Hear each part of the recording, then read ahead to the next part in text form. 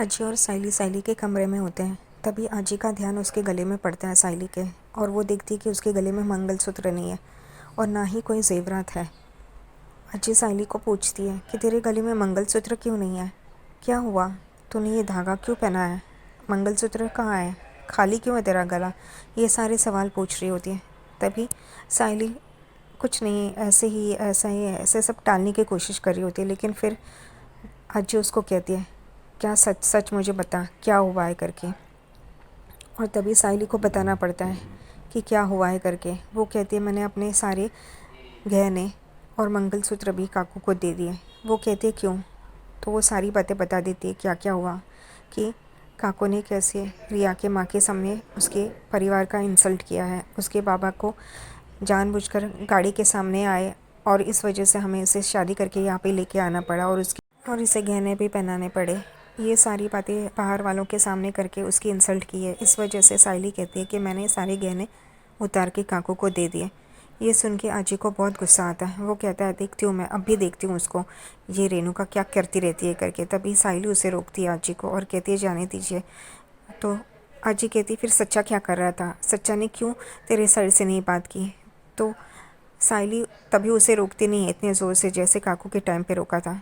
आजी सच्चा को बुलाती है, सचिन भी आ जाता है कमरे में। तभी आजी कहती तू क्या कर रहा था जब इसके गले से मंगलसूत्र को निकालना पड़ा, इसके सारे गहने इसको निकालने पड़े और रेणुका को देने पड़े, तू क्या कर रहा था तभी, तू क्या हाथ में चूड़ी पहन के सिर्फ देख रहा था तमाशा। तभी वो कहता है मैंने क्या किया, मैंने कुछ भी नहीं किया, मैं तो बोल रहा था, लेकिन इसने पहले ही सब कुछ दे डाला और उसने चैलेंज भी कर दिया कि अब सचिन मेरे लिए गहने खरीदेगा और सचिन जो गहने खरीदेगा वो ही मैं पहनूंगी करके। मेरे लिए तो कुछ बचा ही नहीं और मैं कुछ बोलूं इससे पहले इसने सब कुछ बोल के ख़त्म कर दिया था और मुझे बताया भी नहीं, ताकि मैं तैयार रहूं इस सारी बातों के लिए।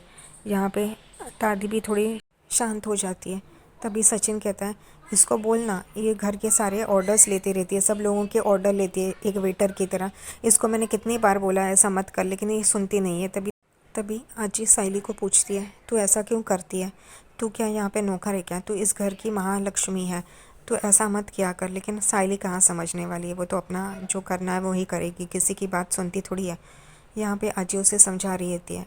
सचिन को भी कहती है किसी घर वाले से मुझे उम्मीद नहीं है, लेकिन तू इसके साथ रहना, इसका साथ देना और इसे जो चाहिए वो लेके देना, और इसे मंगलसूत्र तो लेके दे। इतना ही था तो मुझसे पैसे ले लिया होता ना, हमारी खेती है ना, उसके हर महीने में पैसे तो आते रहते हैं। तो सचिन कहता है नहीं, मैं उसको ख़रीद के दूंगा। यहाँ पे साइली भी कहती है मैंने काकू को कहा है कि सचिन जो ला के देगा वही मैं पहनूंगी, उसके अलावा कुछ नहीं पहनूंगी करके। ये सारी बातें चल रही होती है बाहर। यहाँ पे रेणुका, परेश, आकाश, रिया, रोशनी, तेजस सब लोग बाहर इंतज़ार कर रहे होते हैं। तभी साइली, सचिन और आजी बाहर आते हैं। तभी तुरंत रेणुका कहती है इतने देर अंदर क्या कर रहे थे, क्या बातें हो रही थी। रेणुका को बहुत खुजली होती है अंदर क्या चल रहा होता है और क्या कर रहे होते, कुछ कहा तो नहीं, क्या कुछ दे रही है या ऐसे, इसलिए वो पूछती है। तभी यहाँ पे आजी कहती है तुझे इतनी पंचायत क्यों है, शांति से खड़ी रहना, तू इतना क्यों मुँह चला रही है। रेणुका चुप हो जाती है। यहाँ पे परेश, आकाश और रिया को कहते हैं आजी के पाँव छूने के लिए। वो लोग आशीर्वाद लेते हैं। अजी रिया को कुछ पैसे हाथ में रखती है आशीर्वाद के तौर पे। ये देख के तेजस आंखें चमकती है। वो रोशनी को भी कहता है ले ना, तू भी आशीर्वाद ले अजी से करके।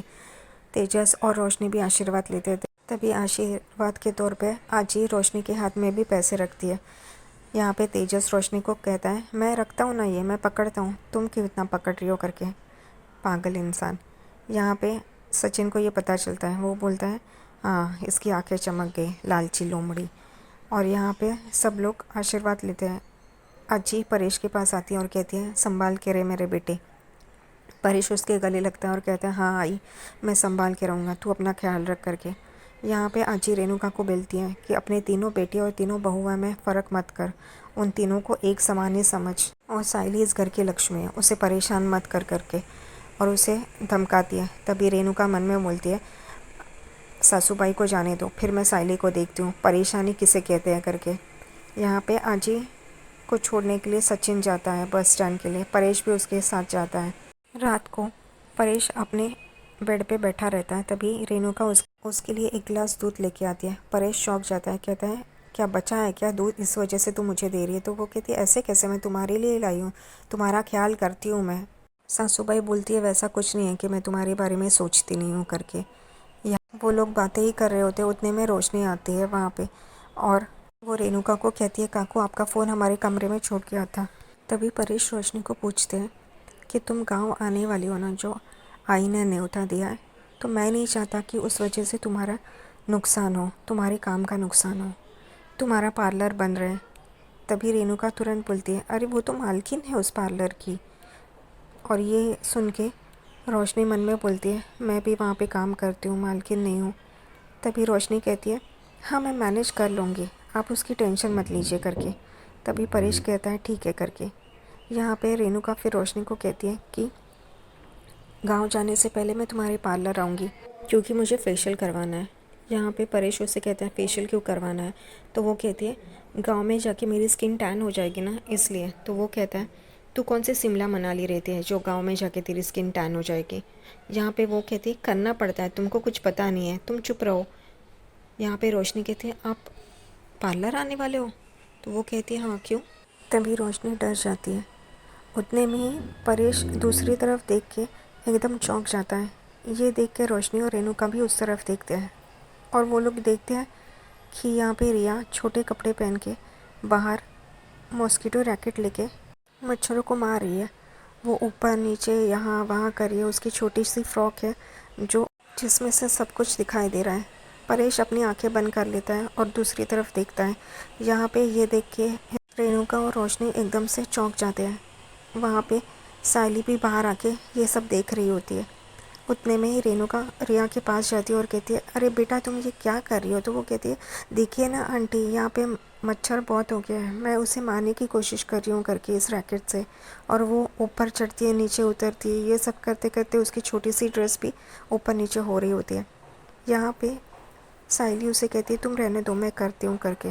लेकिन फिर रिया कहती है आप कितना करोगे काम?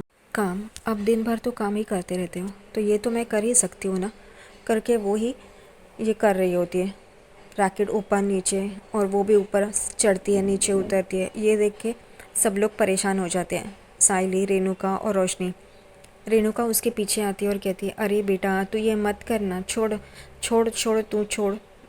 तभी वो कहती है नहीं नहीं, ये मारने बहुत ज़रूरी है। तभी वो रेणुका और परेश के बेड पे चढ़ जाती है और ऊपर हो के मार रही होती है। ये देख के उसके कपड़े भी ऊपर हो रहे हैं। ये देख के परेश अपना मुंह दूसरी तरफ फेर लेता है और रेणुका उसे कहती है तू नीचे उतर ना बेटा प्लीज़। तो सायली कहती है मैं कॉइल लगा दूंगी, तुम टेंशन मत लो, तुम नीचे उतरो। तो वो कहती है नहीं नहीं, ये आंटी और अंकल के बेड के यहाँ पे इतने हैं, इनको डेंगू या मलेरिया हो गया तो यहाँ पे रेणुका कहती है कुछ नहीं होगा, और हो गया तो मैं देख लूँगी, पर तू नीचे उतरना बेटा प्लीज़। यहाँ पे वो कहते हैं नहीं नहीं करके, और वो मार रही होती है। उसके कपड़े भी उड़ रहे होते हैं, छोटे होते हैं उसके कपड़े। ये देख के सब लोग परेशान हो जाते हैं। रोशनी भी कहती है अरे तुम नीचे उतरो, कुछ नहीं होगा करके, और उसको ज़बरदस्ती से सायली और रेणुका नीचे उतारते हैं। यहाँ पर उसको रेणुका साइड में लेके जाती है और कहती है बेटा तुम ऐसे कपड़े पहन के। तो वो कहती है अच्छे है ना, मैं जानती थी। तो रेणुका कहती है तुम माँ के घर से सारे कपड़े लेके नहीं आई हो क्या?